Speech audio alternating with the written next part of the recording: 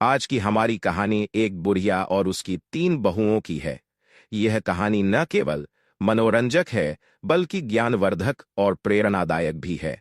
यह हमें जीवन में कर्म और उनके परिणामों का महत्व समझाती है। तो चलिए, बिना देर किए कहानी की ओर बढ़ते हैं।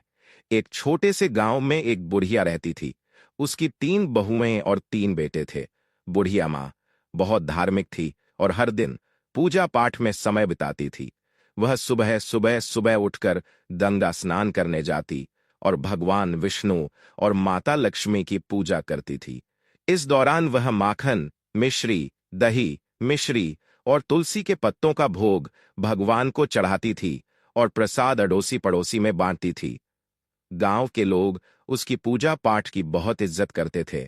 बुढ़िया माँ का यह नियम था कि वह कार्तिक महीने के हर दिन गंगा स्नान करें और पूजा करें। कार्तिक पूर्णिमा के दिन वह विशेष रूप से गंगा स्नान के लिए जाती और भोग बनाकर भगवान को चढ़ाती। लेकिन उसकी 3 बहुओं को यह सब बिल्कुल पसंद नहीं था। वे अक्सर उसकी आस्था का मजाक उड़ाती और प्रसाद खाने से मना कर देती। वे कहती, इसमें तुलसी के पत्ते हैं, हम यह नहीं खा सकते, यह सब दिखावा है। यह सुनकर बुढ़िया माँ बहुत दुखी होती, लेकिन वह चुपचाप अपनी पूजा करती रहती। बुढ़िया माँ का पति कुछ समय पहले ही गुजर चुका था, इसलिए वह अब अकेली थी।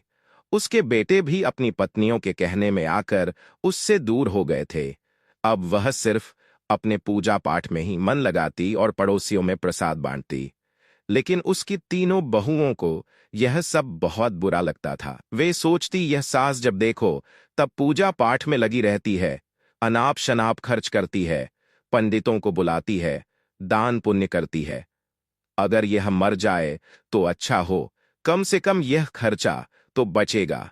बुढ़िया माँ ने अपने 3 बेटों को बड़े प्यार से पाला था। उसने और उसके पति ने मिलकर उनकी परवरिश की थी। लेकिन अब जब उसे अपने बेटों की सबसे ज्यादा जरूरत थी, तब वे उससे मुंह मोड़ चुके थे। बुढ़िया माँ दिन रात भगवान से प्रार्थना करती और अपने बच्चों के लिए आंसू बहाती। वह सोचती है, भगवान, मैंने तो कभी किसी का बुरा नहीं चाहा, फिर मेरे साथ ऐसा क्यों हो रहा है। एक दिन बुढ़िया माँ अपने भगवान विष्णु और माता लक्ष्मी के सामने बैठी प्रार्थना कर रही थी। उसकी आंखों में आंसू थे और वह भगवान से कह रही थी, हे भगवान, मुझे इस दुख से मुक्ति दिलाओ, मेरे बच्चों का भला करो और उन्हें सही रास्ता दिखाओ। इस तरह बुढ़िया माँ ने अपने पूजा पाठ और दान पुण्य के नियमों को नहीं छोड़ा। लेकिन उसकी 3 बहुओं ने ठान लिया था कि वे अब इस घर में नहीं रहेंगी और बंटवारा करके अलग हो जाएंगी। वे सोचती, अगर हम अलग हो जाएं तो अपनी मर्जी से रह सकेंगे और सास की पूजा पाठ के खर्चे से बच सकेंगे। 3 बहुओं ने एक दिन आपस में बात की और बंटवारे की योजना बनाई। उन्होंने अपने पतियों से कहना शुरू किया कि अब हमें अलग हो जाना चाहिए। छोटी बहू ने अपने पति से कहा, देखिए, बड़े भैया के बच्चे बड़े हो रहे हैं और हमारे बच्चे छोटे हैं। हमें अभी बहुत मेहनत करनी है, बच्चों को पढ़ाना है। अगर हम अलग हो जाएंगे तो अपने बच्चों की अच्छी तरह से देखभाल कर पाएंगे। सास का खर्चा बहुत ज्यादा है, हर समय पूजा पाठ में लगी रहती है और बहुत पैसा खर्च करती है। मंझली बहू ने भी अपने पति को समझाया, देखिए, अब बंटवारा हो जाना चाहिए, हम अपनी मर्जी से रहेंगे, क्या खर्चा करना है क्या नहीं करना है ये हम खुद तय करेंगे। सास के नखरे और खर्चे अब बर्दाश्त नहीं होते, हमें अलग रहकर अपने बच्चों का ध्यान रखना है। बड़ी बहू ने भी अपने पति से यही बात कही। बच्चे बड़े हो रहे हैं, कल उनकी शादी ब्याह करनी है, पैसे कमाते रहेंगे और सास का खर्चा करते रहेंगे तो कैसे चलेगा।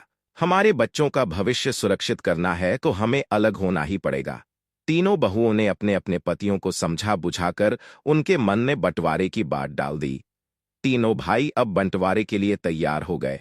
गांव के पंचों को बुलाया गया और घर का बंटवारा करने की बात हुई। 3 बहुएं भी बंटवारे में हिस्सा लेने के लिए तैयार हो गई। गांव के पंचों ने घर का 4 हिस्सों में बंटवारा किया। 3 बेटों के लिए और एक बुढ़िया माँ के लिए घर का सारा सामान भी 4 हिस्सों में बांट दिया गया।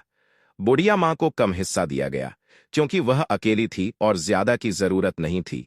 पंचों ने कहा कि जो भी बुढ़िया माँ को अपने हिस्से में रखेगा वह उसका भी ख्याल रखेगा। छोटी बहू ने साफ मना कर दिया, मैं बुढ़िया माँ को अपने हिस्से में नहीं रख सकती, उसका खर्चा बहुत ज्यादा है। पूजा पाठ में बहुत पैसा खर्च होता है। हमें अपने बच्चों का ध्यान रखना है।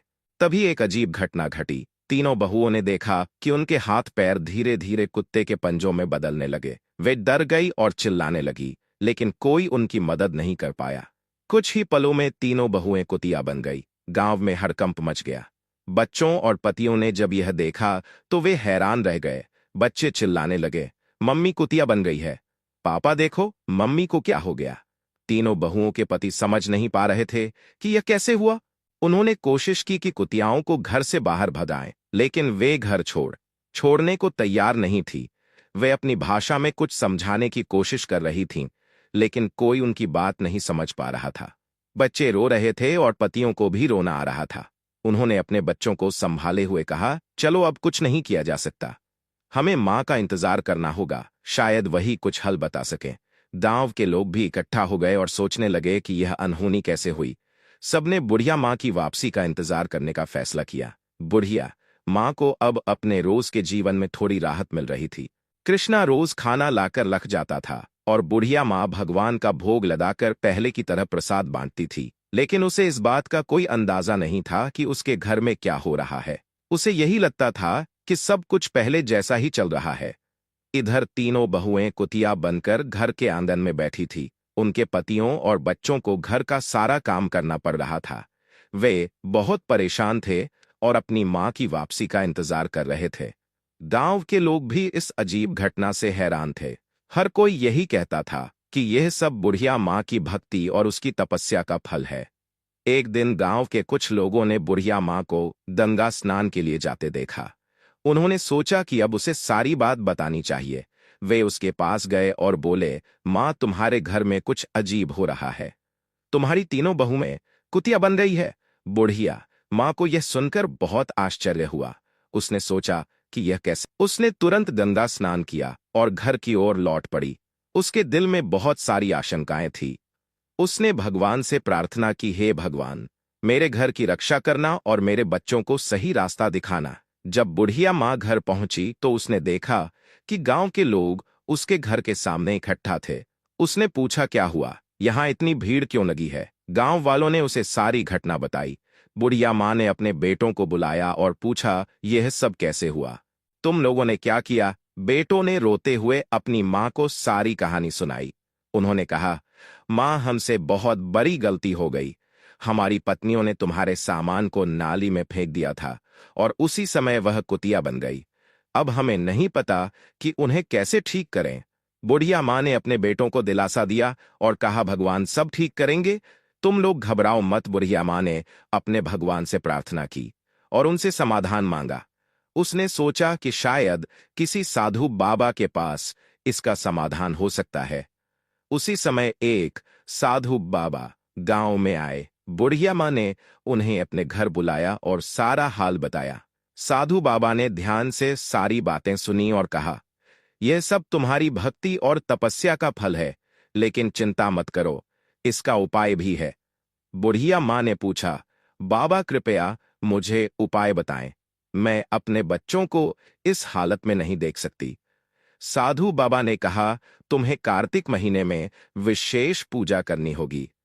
तुम्हारे स्नान के पानी से तुम्हारी बहुओं को नहलाना होगा और ब्राह्मणों को भोजन कराकर उनके झूठे भोजन को बहुओं को खिलाना होगा। इससे वह अपने असली रूप में वापस आ जाएंगी। बुढ़िया माँ ने साधु बाबा को धन्यवाद दिया और अपने बेटों को यह उपाय बताया। बेटों ने कहा, माँ, हम तुम्हारी हर बात मानेंगे, हम इस उपाय को जरूर पूरा करेंगे। बुढ़िया माँ ने कार्तिक महीने की विशेष पूजा की तैयारी शुरू कर दी। उसके तीनों बेटे और गांव के लोग भी इस पूजा में मदद करने लगे। बेटों ने मिलकर पूजा का सारा सामान इकट्ठा किया और भगवान के लिए भोग बनाने की व्यवस्था की। हर सुबह बुढ़िया माँ गंगा स्नान के लिए जाती और स्नान के पानी को एकत्रित करती। उसके बाद वह भगवान विष्णु और माता लक्ष्मी की पूजा करती और फिर अपने पड़ोसियों को प्रसाद बांटती। इस बीच तीनों बहुएं अभी भी कुतिया के रूप में घर के आंगन में बैठी रहती। उनके पतियों और बच्चों को घर का सारा काम करना पड़ता था। बच्चों को अपनी माताओं की बहुत याद आती थी और वे अक्सर रोते हुए अपनी दादी से कहते, दादी माँ, कब ठीक होंगी, हमें हमारी माँ वापस चाहिए। बुढ़िया माँ बच्चों को दिलासा देती और कहती, बेटा, भगवान सब ठीक करेंगे। मैं हमेशा सच्चे मन से उनकी भक्ति करनी चाहिए और दूसरों की मदद करनी चाहिए। इससे हमारा जीवन सुखमय बनेगा। तुन्हू और बेटों ने अपनी माँ की बात मानी और हमेशा भगवान की भक्ति और सेवा में लगे रहे। अब इस तरह बुढ़िया माँ की भक्ति और तपस्या ने पूरे परिवार को एक नई दिशा दी और भगवान की कृपा से उनके जीवन में सुख, शांति और समृद्धि आ गई। इस कहानी से हमें यह सीखने को मिलता है कि भक्ति, सेवा और सच्चे मन से की गई प्रार्थना हमेशा फलदायी होती है। भगवान अपने भक्तों की सच्ची भक्ति को कभी निराश नहीं करते और उन्हें सुख, शांति और समृद्धि का आशीर्वाद देते हैं। मित्रों, अगर हमारी यह कहानी आपको पसंद आई हो तो कृपया इसे लाइक और शेयर करें।